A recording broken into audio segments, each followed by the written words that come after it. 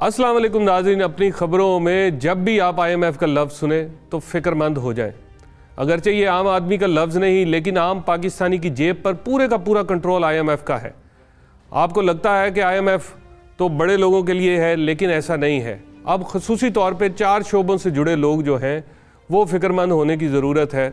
जिन्होंने सोलर लगवाया है, उनकी छतों पर सोलर लग गए हैं, वो फ़िक्रमंद हो जाएँ।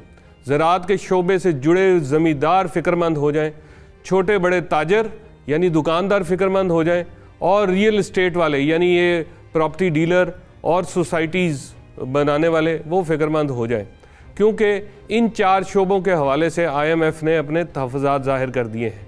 वैसे तो ये जो कर्ज़ प्रोग्राम IMF ने दिया है $7 अरब का, इसकी पहली किस्त अभी दी है और दूसरी किस्त मार्च के बाद आनी थी, और मार्च के महीने में उन्हें आके जायज़ा लेना था कि मामलात कैसे चल रहे हैं।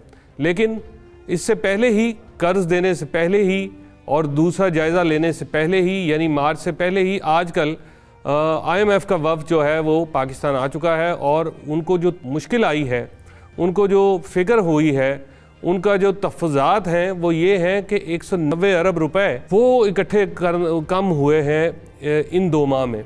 यानी IMF का तो एजेंडा ही कुछ और था। IMF का तो एजेंडा ये है ही नहीं कि किसी मुल्क की पॉलिसी को कंट्रोल करे। वो तो मॉनिटरिंग फ़ंड है जो जायज़ा लेते हैं, और अब वो मॉनिटरिंग फ़ंड जो है वो पॉलिसीज़ तक आ गया है कि इतने पैसे बढ़ाओ, इतने ना बढ़ाओ, और ये मामलात लेके आगे चलो। तो IMF का वफ़द इस वक्त आ गया है। उन्होंने आते ही सबसे पहला जो मामलात ज़ाहिर किए हैं, वो तहफ़्फ़ुज़ात ज़ाहिर किए हैं, उसमें जो लोग सोलर लगवा रहे हैं और सोलर बढ़ता जा रहा है, उसके ऊपर उन्होंने कहा है कि काबू करो, इसको टैक्स लगाओ, कुछ ऐसा करो कि जो बिजली आप नेशनल ग्रिड से ले रहे हैं, ज़ाहिर है जिन्होंने सोलर लगवाए हैं वो नेशनल ग्रिड से अब बिजली कम ले रहे हैं, अपनी घर की बिजली भी प्रोड्यूस कर रहे हैं अपनी छतों से, और साथ वाले 2 घरों को भी बिजली दे रहे हैं। तो बिजली की कंजम्पशन कम हो गई, और IMF को जो पैसा इकट्ठा होना है वो कम इकट्ठा होगा, तो उस पर उन्होंने कह दिया है कि अब टैक्स लगाएं। लास्ट ईयर इस पे पहले भी बात हुई थी कि सोलराइजेशन जो है, ये जिस वक्त लोग बहुत ज़्यादा लगवा लेंगे तो अब वापडा की बिजली कौन लेगा, और वापडा की बिजली देना इसलिए ज़रूरी है कि पाकिस्तानी 2 टैक्सेस ऐसे हैं जो लाइनों में लग के देते हैं। एक बिजली का टैक्स, बिजली पे आपने देखा है बहुत सारे टैक्सेस लगे हैं, चार्जेस लगे हैं, मज़ीद टैक्स, नीलम जेलम चार्जेस और फ़लाँ टैक्स, बहुत सारे टैक्सेस लगे हैं। एक आप लोग लाइन में लग के टैक्स बिजली का देते हैं, और दूसरा जो लाइन में लग के आप लेते हैं वो है पेट्रोल के ऊपर पेट्रोलियम लेवी। ये 2 टैक्स IMF के लिए इजी रेवेन्यू जनरेशन की सोर्स है, इसलिए हमेशा आप याद रखें कि इन 2 टैक्सेस पे IMF कभी भी कॉम्प्रोमाइज़ करने नहीं देगा हुकूमत को। लिहाजा सोलर वाले परेशान हो जाएं, क्योंकि हुकूमत जो है वो कंट्रोल करने जा रही है सोलर सिस्टम को। लास्ट ईयर उन्होंने नेट मीटरिंग को ग्रॉस मीटरिंग में बदलने की एक तजवीज़ थी, जिसके ऊपर एकदम दबाव आया, तो उन्होंने उस वक़्त वो डिसीजन ना लिया। दूसरा, ज़राअत के शोबे से जुड़े ज़मींदारों पर टैक्स लगने जा रहा है, और ज़राअत आपको पता है कि रीढ़ की हड्डी है, उस पर थोड़ी सी मिनी बजट लाने की तजवीज़ है। उसके अलावा जो छोटे बड़े दुकानदारों ने तकरीबन 10 अरब रुपए का टैक्स देना था, जो इस दफ़ा तजवीज़ दी गई थी, वो नहीं दिया, उनसे सिर्फ 17 लाख रुपए टैक्स इकट्ठा हुआ है। उसके बाद रियल इस्टेट जो है वो भी एक ऐसा शोबा है जिसमें अरबों रुपए का टैक्स इकट्ठा हो सकता है, मगर वो अभी टैक्स नेट में नहीं है। नाज़रीन, IMF के पास जब भी आप कर्ज़ लेने जाते हैं तो वहाँ पे वो पहले कहते हैं कि हमारा कर्ज़ कैसे वापस देंगे। आप उनको लिख के देते हैं कि हम यहाँ इन शोबा जात से हम अपना टैक्स रेवेन्यू इकट्ठा करके आपको आपका कर्ज़ जो है वापस देंगे। वो जो लिखा हुआ देते हैं उसको बोलते हैं letter of intent. Letter of intent में आप लिख के दे चुके हैं कि आप ताजरों से, रियल इस्टेट से और ज़राअत के शोबे से जुड़े ज़मींदारों से आप टैक्स इकट्ठा करेंगे, अरबों रुपए का टैक्स, और वो देना बड़ा ज़रूरी होगा।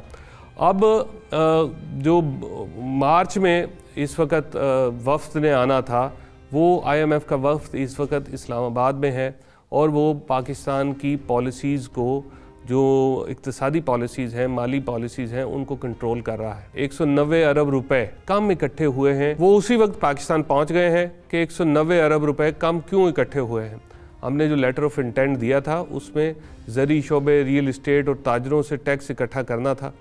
ताजरों से सिर्फ 10 अरब रुपए इकट्ठे हुए होना थे, जो 17 लाख रुपए इकट्ठे हुए हैं और बाकी पैसे नहीं इकट्ठे हुए। 2 शोबे ऐसे हैं जिसमें पाकिस्तानी लाइनों में लग के टैक्स देते हैं और उस 2 शोबों को कभी भी IMF जो है, हमारी हुकूमत जो है, वो कॉम्प्रोमाइज़ नहीं कर सकती, उन पे समझौता नहीं हो सकता। एक तो बिजली के बिल जिसमें आप लाइनों में लग के जमा कराते हैं, चाहे जितना भी टैक्स लग जाए, पाकिस्तानी ये बिल देते ही देते हैं। और दूसरा है पेट्रोलियम पर टैक्स। पेट्रोलियम का टैक्स भी आप लाइनों में लग के पेट्रोल डलवाना ज़रूरी है और उसके अंदर वो आपसे टैक्स ले लेते हैं। पिछले माह एक वाशिंगटन में प्रेस कॉन्फ्रेंस हुई और वो बड़ी मज़े की प्रेस कॉन्फ्रेंस थी। उधर एक अमेरिकन सहाफ़ी ने हमारे वज़ीर ख़ज़ाना जो मोहम्मद औरंगज़ेब साहब हैं, उनसे एक सवाल किया और वो सवाल ऐसा था कि सुनता जा और शर्माता जा।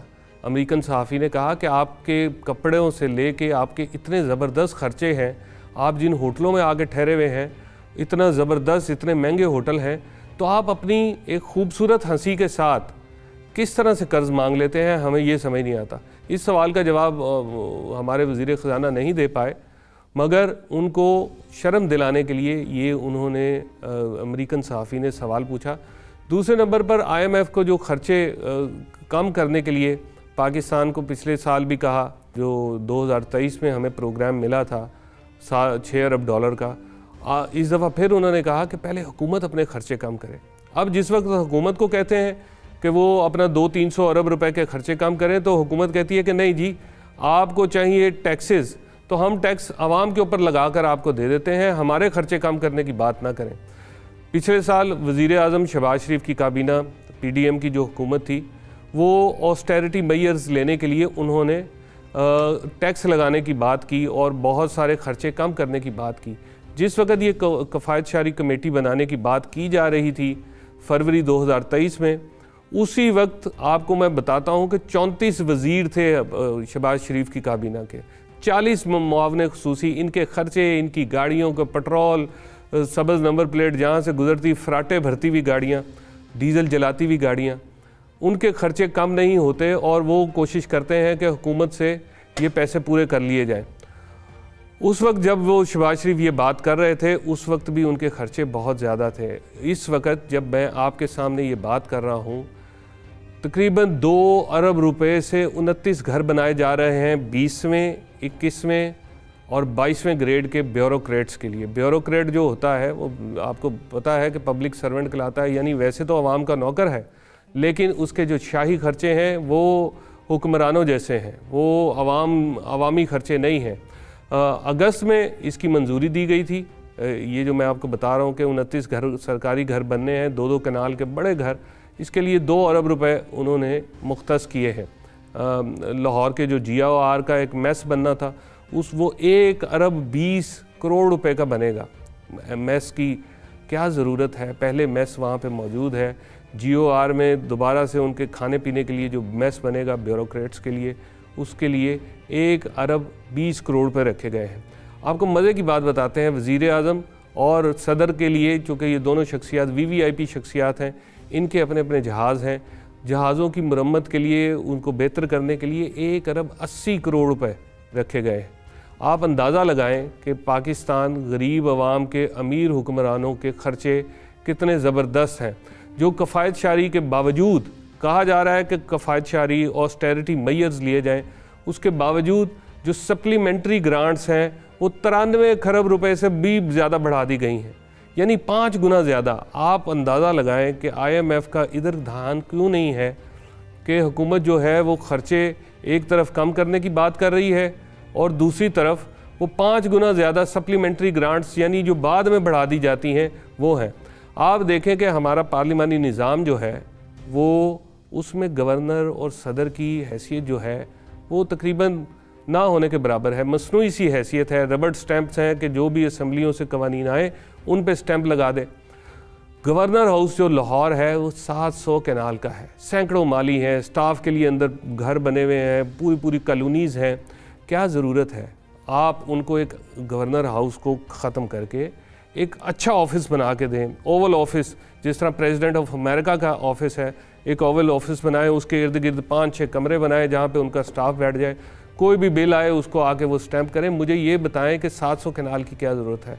फिर 700 कनाल की मेंटेनेंस और ख़र्चे, आपको करोड़ों रुपए के ख़र्चे वहाँ पे लाए जाते हैं। नाज़रीन, इतनी हुकूमतें आईं और गईं, लेकिन गरीब आवाम के अमीर हुक्मरानों के ये शाही ख़र्चे को कम नहीं किया। जिस वक्त कुर्सी पे आते हैं उस वक्त ज़ाहिर मज़ा आने लगता है, और मज़े में फिर ये फ़ैसले नहीं होते कि इतनी इतनी मुराद और सरकारी ख़र्चे को, जिस शोबे को हाथ डालें वही फिर आगे से रिएक्ट करता है कि हमारे ख़र्चे आपको नज़र आ रहे हैं, अपने ख़र्चे नज़र नहीं आ रहे, जबकि अवाम जो है वो बुरे हालात में है।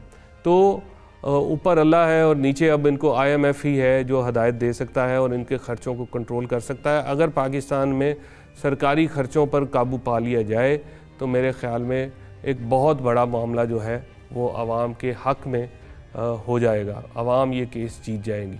आज के वीलॉग के लिए इतना ही, मिलेंगे अगले वीलॉग में किसी अगले टॉपिक के साथ। तब तक के लिए इजाज़त दीजिए, अल्लाह हाफ़िज़।